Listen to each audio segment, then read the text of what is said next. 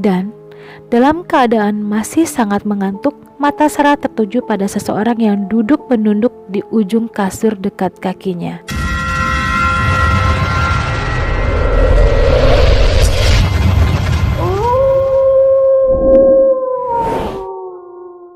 Assalamualaikum, hai semua. Terima kasih sudah mampir ke channel ini. Apa kabar kalian semua? Semoga teman-teman yang menonton video ini diberikan keberkahan, keselamatan, dan dilindungi oleh Allah Subhanahu wa Ta'ala. Amin.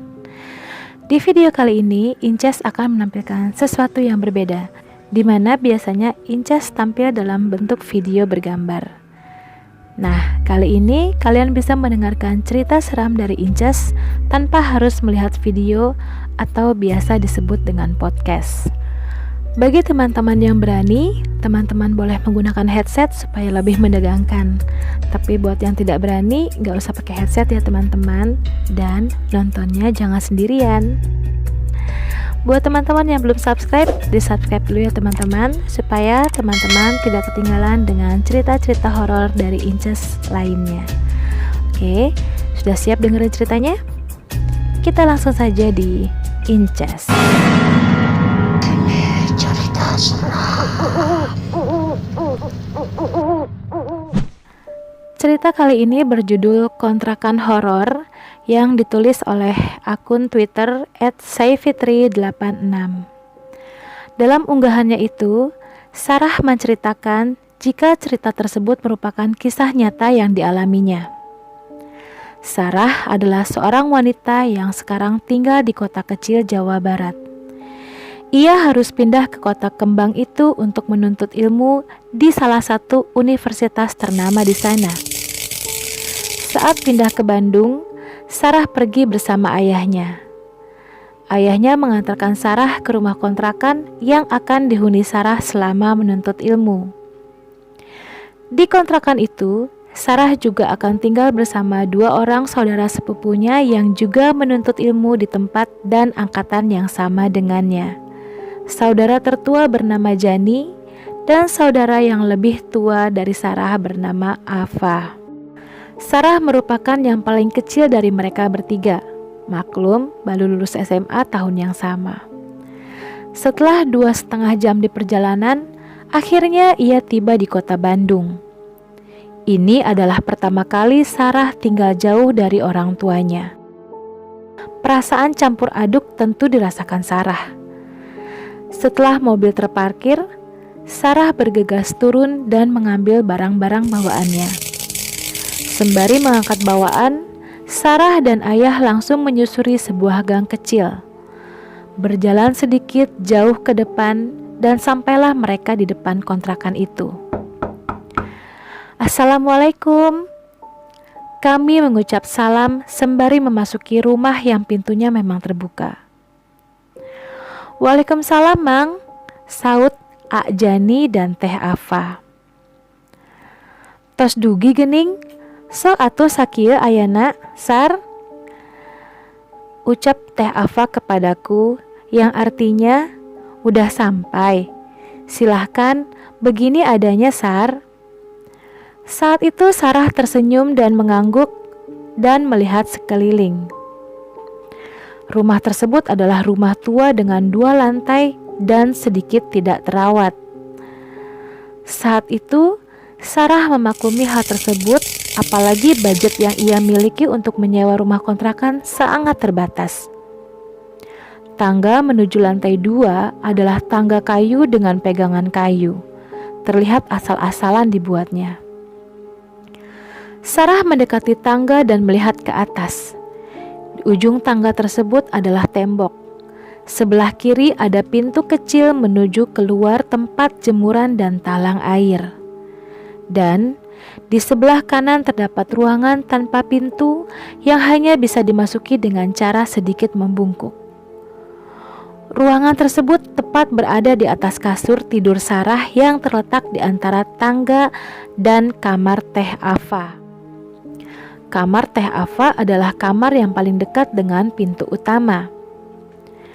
Jani lebih memilih kamar paling ujung di dalam. sekitar 3 langkah dari tangga tepat di seberang dapur yang merupakan akses menuju satu-satunya kamar mandi di rumah itu. Terdapat ruangan kosong yang cukup lebar di depan kamar Sarah dan kamar Teh Ava. Dan ruangan ini nantinya akan dijadikan tempat berkumpul dengan alas karpet lusuh.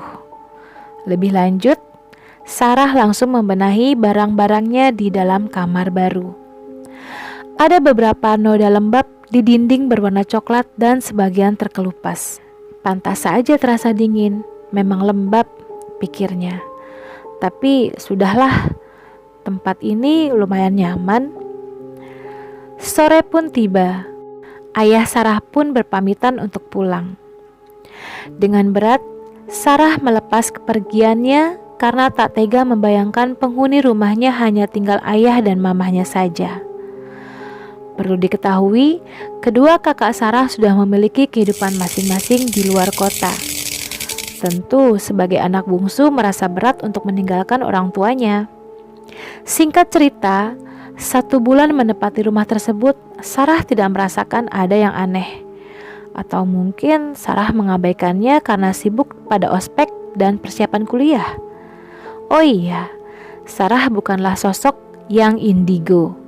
Namun, ia terkadang bisa merasakan keberadaan makhluk halus di sekitarnya. Sampai pada suatu hari, saat itu kegiatan belajar sudah berjalan dan tugas-tugas mulai berdatangan. Sarah harus pulang ke kontrakan sekitar pukul 7 malam dan langsung tertidur. Setelah lama Sarah tertidur, ia terbangun dengan keadaan sekelilingnya yang gelap sekali. Memang kebiasaan Sarah saat hendak tidur selalu mematikan lampu kamar. Ia tidak bisa tidur dalam kondisi terang. Tapi saat itu benar-benar gelap total, dan Sarah harus membiasakan matanya dalam gelap. Setelah nyawanya terkumpul, Sarah baru sadar jika kegelapan ini karena lampu ruangan depan kamarnya mati.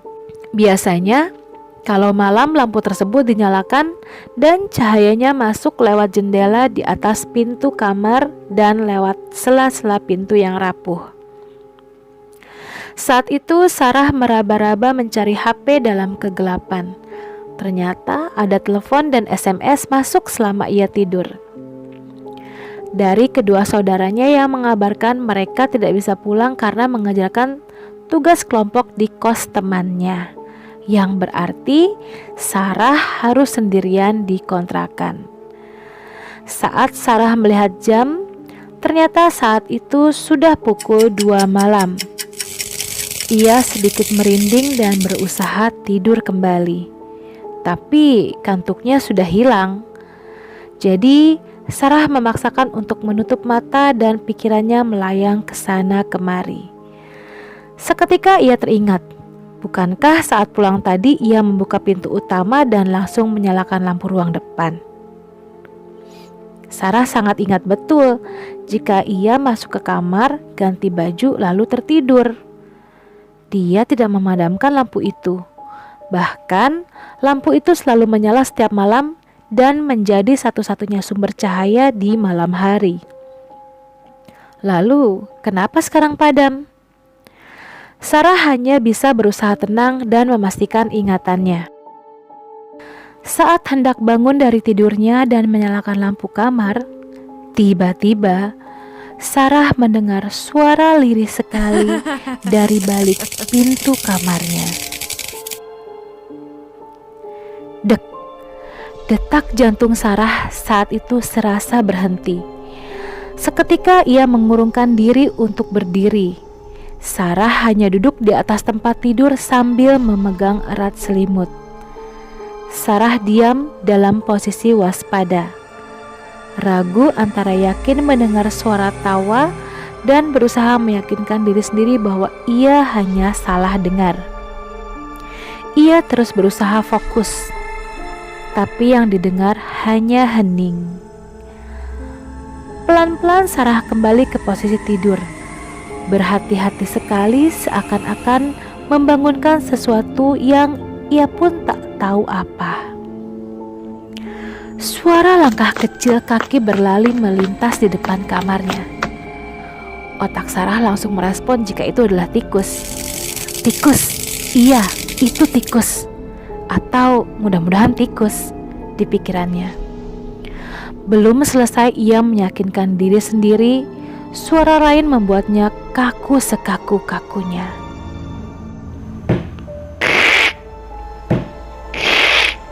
Suara sesuatu diseret. Seperti orang yang berjalan pincang dengan satu kaki diseret berkeliling di ruangan depan kamarnya.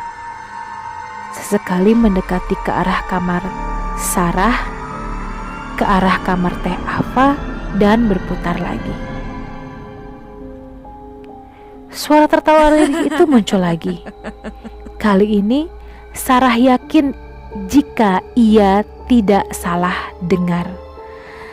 Dengan ketakutan, Sarah menutup seluruh tubuhnya dengan selimut sembari memejamkan mata rapat-rapat. Keringat pun membasahi bajunya. Saat itu Sarah berusaha membaca ayat apapun yang diingatnya, tapi tidak satu pun lancar diucapkannya. Terbesit dalam pikirannya untuk bangun dan menyalakan lampu luar. Pikirnya kalau terang, ia kan akan lebih tenang. Tapi di sisi lain, Sarah merasa takut jika dengan menyalakan lampu ia malah akan melihat sosok-sosok yang sedang mengganggunya.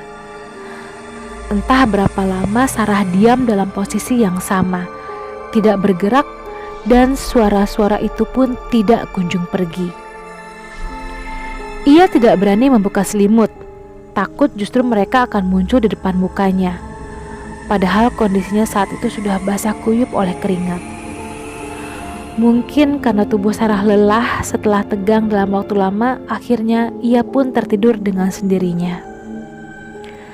Sarah terbangun saat azan subuh berkumandang. Suara-suara aneh itu pun sudah hilang. Meski sedikit lega karena ada suara-suara orang di gang berjalan menuju masjid untuk sholat subuh, tapi rasa takut Sarah masih sangat besar. Ya, itu adalah momen pertama Sarah berkenalan dengan penghuni kontrakan. Walaupun tidak bertatap muka langsung, tapi perkenalan itu membekas hingga sekarang. Ia tidak akan menceritakan kejadian tersebut kepada kedua saudaranya. Bukan apa-apa, Sarah sendiri takut menceritakan ulang saat dirinya masih tinggal di rumah itu. Dan mereka mengontrak selama 1 tahun. Artinya, Sarah harus bertahan selama 11 bulan ke depan. Setelah kejadian itu, ia hanya merasakan beberapa gangguan-gangguan kecil menimpanya, seperti barang berpindah tempat sendiri, selimut ditarik saat tidur, atau melihat sekelebat bayangan melintas. Singkat cerita, bulan Ramadan telah datang. Gangguan kecil itu pun mulai berkurang, meski tidak 100% hilang. Lebih lanjut, Gerald adalah tetangga Sarah yang bertempat tinggal di ujung gang. Dia adalah anak band yang gaul dan cocok berteman dengan Sarah karena kepribadiannya yang asyik. Sejak pertemuan pertama, mereka jadi semakin akrab. Hingga akhirnya, pada suatu malam mereka memutuskan untuk sahur bersama di salah satu kafe di Lembang. Gerald jemput jam 9 ya, Nong, ucap Gerald sebelum menutup telepon. Nong adalah panggilan Sarah dari Gerald. Rencana sahur malam ini hanya akan ada mereka berdua karena teman-teman yang lain tidak bisa ikut. Tak masalah, bagi mereka suasana alam terbuka dan hawa yang dingin adalah favorit mereka. Saat itu, Sarah baru saja selesai meeting dengan anak-anak band. Ia bergabung menjadi salah satu vokalis band tersebut. Hobi Sarah memang bernyanyi, dan kebetulan band Sarah dan band Gerald ada dalam satu base camp. Base camp yang dimaksud adalah rumah di daerah Buah Batu milik Horis, salah satu personil band. Gerald tidak ikut meeting karena suatu hal, sehingga ia memutuskan untuk pulang diantarkan oleh drummernya. Sesampainya di rumah, Sarah segera berbuka dan sholat maghrib. Masih lelah, ia mengunci pintu dan berbaring sambil membaca pesan yang masuk dan Sarah pun tertidur. Dalam tidurnya, Sarah bermimpi bertemu Geralt. "Ayo berangkat," ajak Geralt. Sarah menggeleng enggan pergi. Entah kenapa ia tahu jika ia sedang bermimpi. Tiba-tiba Geralt berubah menjadi menyeramkan dan berteriak marah. "Ayo pergi!" teriaknya. Seketika ia langsung terbangun dari tidur karena kaget. Dan dalam keadaan masih sangat mengantuk, mata Sarah tertuju pada seseorang yang duduk menunduk di ujung kasur dekat kakinya. Seorang laki-laki memakai topi mirip Geralt. Mata Sarah semakin berat. Rasa kantuknya semakin tak tertahankan. Tidak biasanya ia begitu. Ia kemudian menutup matanya dan tiba-tiba ingat jika pintu kamarnya sudah dikunci sebelum Sarah tidur. Lalu bagaimana Geralt bisa masuk?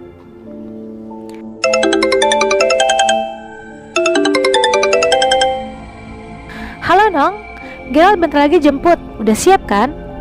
cecar Geralt bersemangat. "Geralt, lo tadi ke kamar gue?" tanya Sarah mengabaikan pertanyaan Geralt. "Gak tuh, Geralt baru pulang. Ini langsung telepon kamu." Sarah diam dengan kantuk yang mendadak hilang. Sarah langsung berdiri menyambar pegangan pintu dan masih dalam keadaan terkunci. "Nong, woi!" teriak Geralt di telepon. "Iya, 15 menit lagi jemputnya." "Gue salat isya dulu," sahutnya. Ia tutup telepon dan segera keluar kamar. Ajani sedang bersirah di ruang depan kamar Sarah sambil bermain HP. Tadi Geralt ka dieu teu?" tanya Sarah. "Teu aya," jawab Ajani tanpa berpaling dari HP-nya. "Nu balik," ujar Sarah sambil berusaha meyakinkan. "Balik ih, sadinten ieu teu aya tamu." Sarah terdiam dan berusaha mengabaikan. Mungkin mereka lagi iseng. Sarah segera mengambil wudhu dan sholat. Setelah selesai sholat, ia bersiap-siap untuk segera pergi ke Lembang.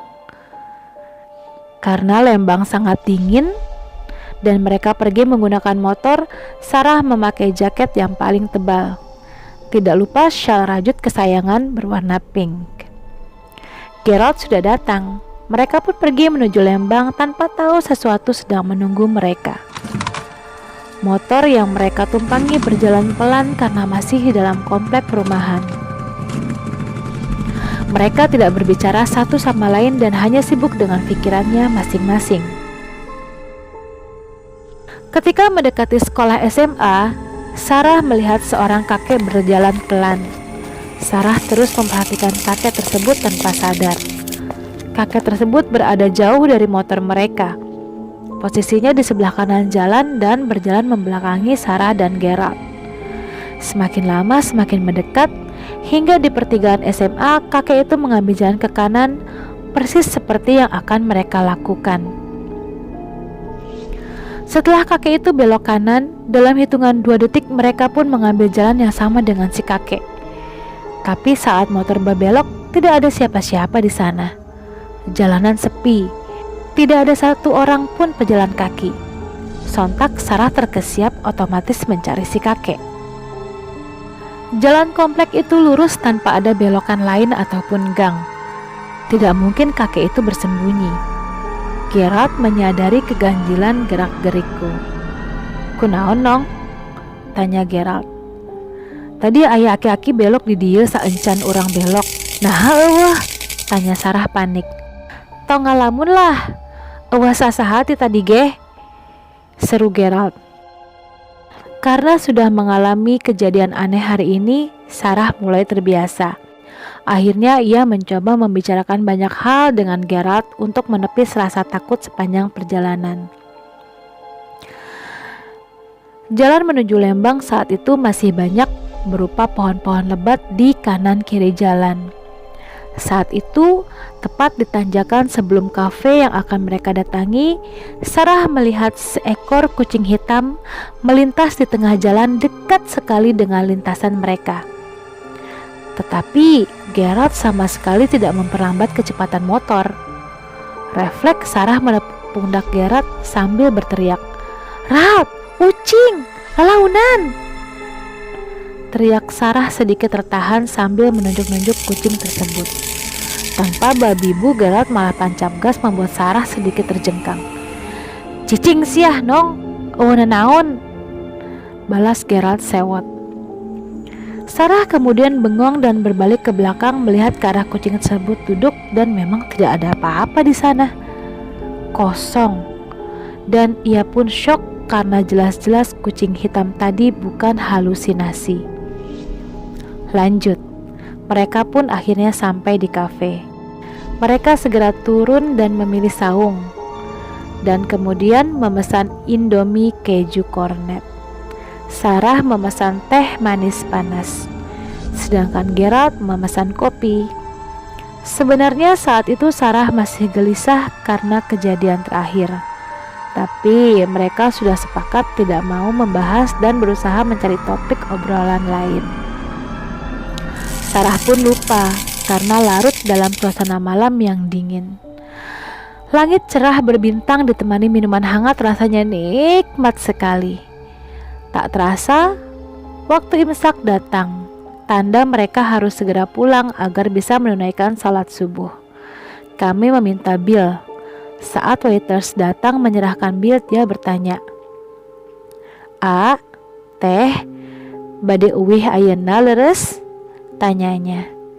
"Iya, A," jawab Sarah dan Geralt berbarengan. Yakin?" "Iya, A, biar keburu sholat subuh," Geralt membalas. "Sok atuh hati-hatinya di jalan," ujarnya. "Iya, A, nuhunnya," sahut Sarah. Mereka berjalan menuju kasir dan terjadi lagi percakapan yang serupa. Kasir tersebut meminta Sarah dan Geralt untuk berhati-hati. Tanpa curiga, mereka pun membayar dan pergi ke parkiran. Tukang parkir menghampiri mereka. Dan tebak, percakapan yang sama terulang lagi. Berujung tukang parkir tersebut meminta mereka untuk berhati-hati. Seketika Sarah dan Geralt pun saling pandang, paham akan perasaan tidak enak yang sekarang mereka rasakan. Dan ternyata beberapa kejadian yang Sarah alami sebelum berangkat hanya intro. Kalau saja ia tidak cuek dan lebih memperhatikan tanda-tanda. Kalau saja Sarah tidak memaksakan pergi setelah mengalami dua kejadian pertama, Sarah dan Geralt tidak akan mengalami kejadian seperti ini. Nah, itu dia teman-teman, podcast kontrakan horor yang baru saja kita dengarkan sama-sama. Gimana menurut teman-teman? Kira-kira apa yang terjadi dengan Sarah dan Geralt ketika mereka pulang dari Lembang? Tulis di kolom komentar ya. Klik like jika teman-teman suka dengan video ini dan share dengan teman-teman yang lain. Buat teman-teman yang belum subscribe, di-subscribe dulu ya teman-teman. Dan jangan lupa aktifkan loncengnya supaya teman-teman tidak ketinggalan cerita-cerita horor dari Inces lainnya. I see you soon. Bye. Assalamualaikum.